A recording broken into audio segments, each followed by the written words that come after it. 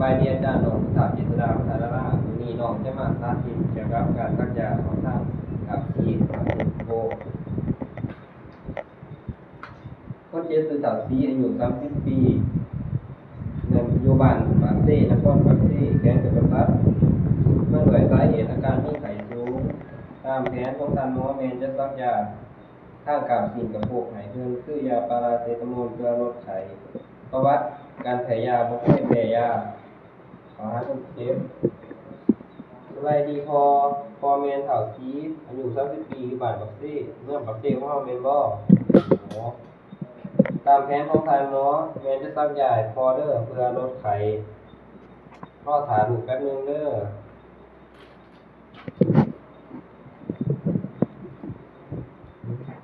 แล้วจากนั้นเรามาตรวจเบิ่งยาว่าถูกตามทันหมอสั่งแล้วหรือบ่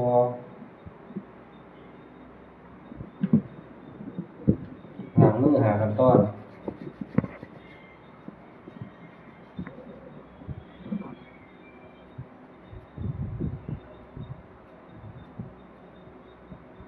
แล้วจากนั้นมาเกี่ยวอุปกรณ์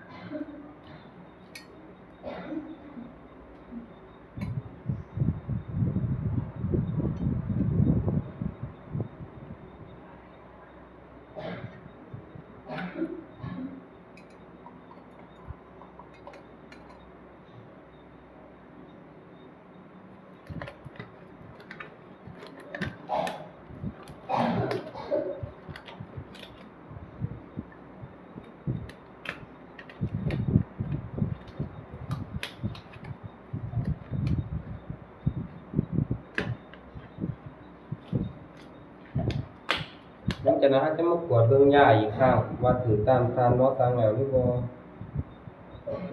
ถ้าถูกแล้วแม่นเฮาจะเตรียมหัดหลอดยาเลยใส่สำลีเปียกเช็ดคอหลอดแก้วแล้วฮัด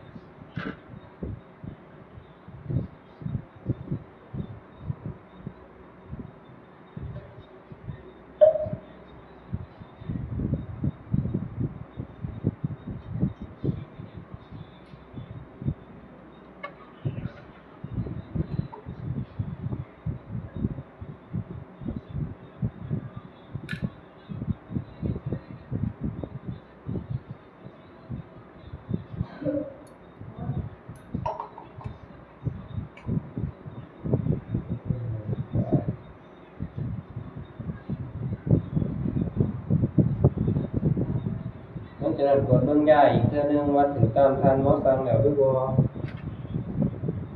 แล้วจึงสิหลอดยา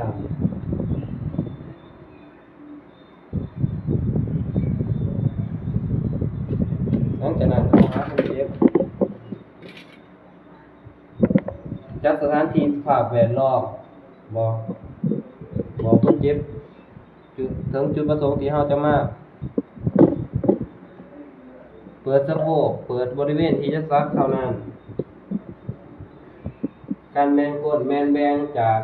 ด้านเทิงตามแนวนอนกระดูกอิลิอัสหากระดูกเซครัมด้านในจากกระดูกเซครัมหากระดูกกกซีดด้านลมจากห้อยพับก้นหากระดูกกกขาด้านนอกแต่กระดูกอิลิอัสหากระดูกกกขาใส่สำลีเปียกเช็ดบริเวณที่จะซักให้จนสะอาดจนสำลีเป็นสีขาว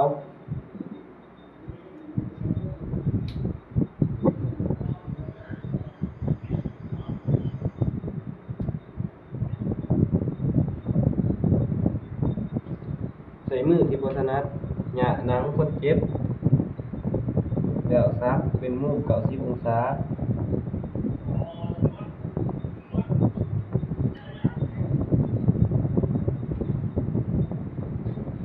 หลังจากนั้นดูเบิ่งว่าถือเส้นเลือดหรือบ่ถ้าบ่ถือแม่นเอาซักลงไว้เลยซักลงจนกว่าจะหมดแล้วถอดแล้วใส่สำลีแห้งกดไว้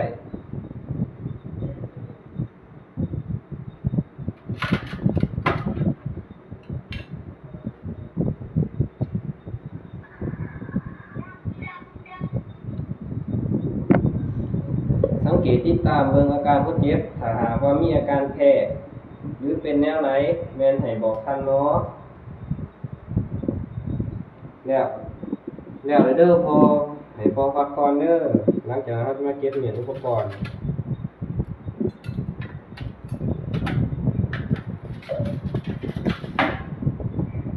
ถอดถุงมือ